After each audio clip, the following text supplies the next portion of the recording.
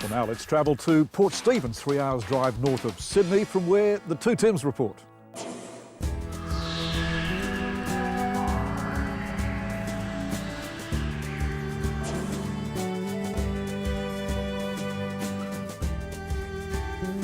Welcome to the beautiful Port Stephens region, an area which covers over 1,000 square kilometres of bushland, farms, picturesque coastal towns and spectacular beaches. And even includes a waterway 2.5 times the size of Sydney Harbour. Now in this episode we're going to touch on all of these areas and have some amazing wildlife encounters. And maybe even catch a mouthful of the local produce. So we've got a lot of work to do. Let's get going. Let's go.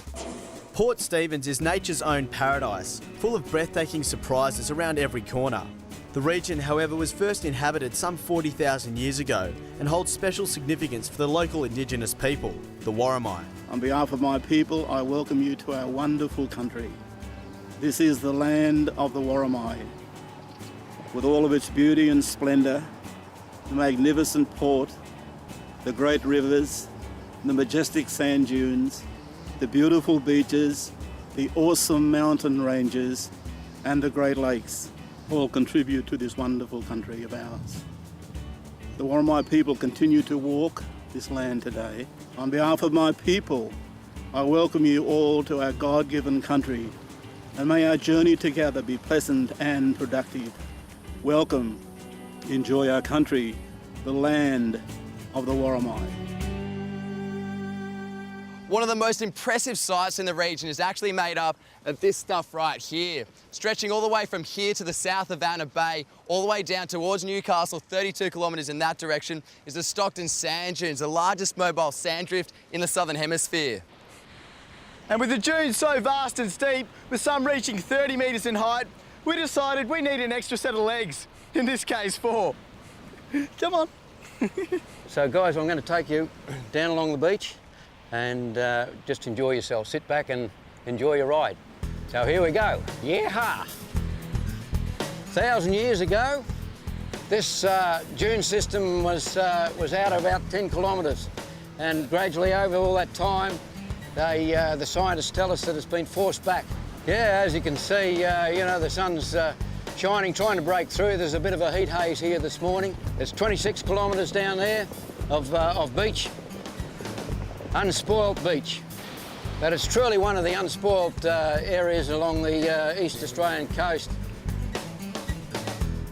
There's not many places left now that you can ride horses along next to the waves, the breaking waves and the beautiful sand. The dune system here is the largest moving dune system in the southern hemisphere, so it's quite unique.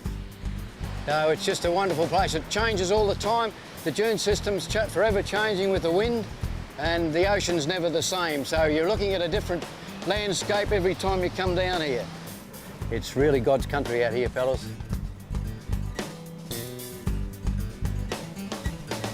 But if you're looking for a bit more of an adrenaline rush with your Stockton sand dune adventure, then you really do have to swap horsepower with, well, horsepower, but a lot more of it.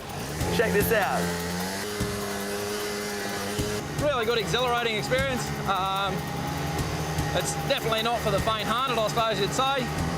Yeah, it's good. It's always changing out here. It's always a different experience. You're always meeting new people as well. Parts that you were riding on 2 days before might have changed. There may be a big drop-off there. All the car tracks usually get washed out every day. So yeah, it is quite good. A lot of customers, they just don't believe that there's something such a nice area so close to Newcastle.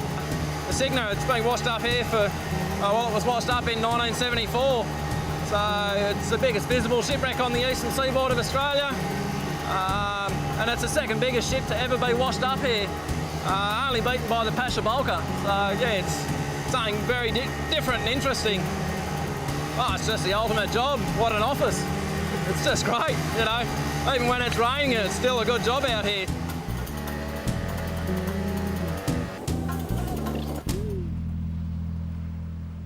From one extreme to the other, and to get a very different view of Port Stephens, we have trekked our way up to Tomaree Headland.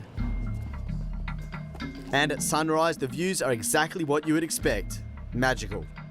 Look, it's a great walk. It takes about an hour. It takes you from sea level from Port Stephens up to 160 metres above sea level.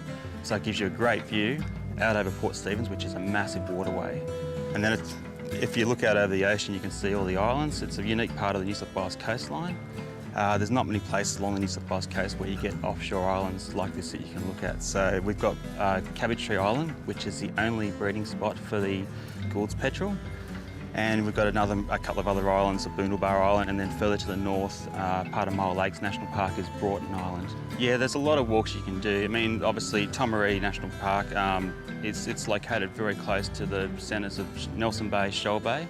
So within a couple of minutes walk, you can be out in the middle of the forest, and you've got a couple of thousand hectares to walk around in. And you can walk from places like Tomaree Head, which are 160 metres above sea level, down through sand, out onto sand dunes, out around rocky outcrops. Also we have rainforests, we have heathlands, so within an hour or two of walking you can walk through a number of environments. It's the diversity of having such a large waterway, having these unique islands, these unique rock outcrops, then having the Stockton sand dunes. There aren't many places around here that you get that kind of landscape. Taking the 1.8 kilometre boardwalk along the foreshores of Port Stephens is a great way to get in touch with the natural beauty of this area. The foreshores too offer some spectacular views of the waterway, and fortunately much of this area has been preserved by national parks and local protection groups. Local rangers and guides are available to take visitors to some of the more secluded parts of the shoreline, places where mythological looking trees and root systems line the shore. Further along, towards the centre of town, there are many safe bays for the seagoing vessel to take shelter, or simply relax and unwind on one of Port's tranquil inshore beaches. Walking to the heights of Tomaree Headland and around the foreshores of Port Stephens left our legs feeling pretty tired, and we figured that we gained a well-rounded view of the area. No true coastal experience would be complete without getting out of the water. And here at Port Stephens, we've taken the opportunity to come out here and catch a glimpse of one of the world's most loved marine creatures. I reckon they can be spotted just off the bow. Cruising out on a dolphin watch was a great way to wind down our Port Stephens adventure.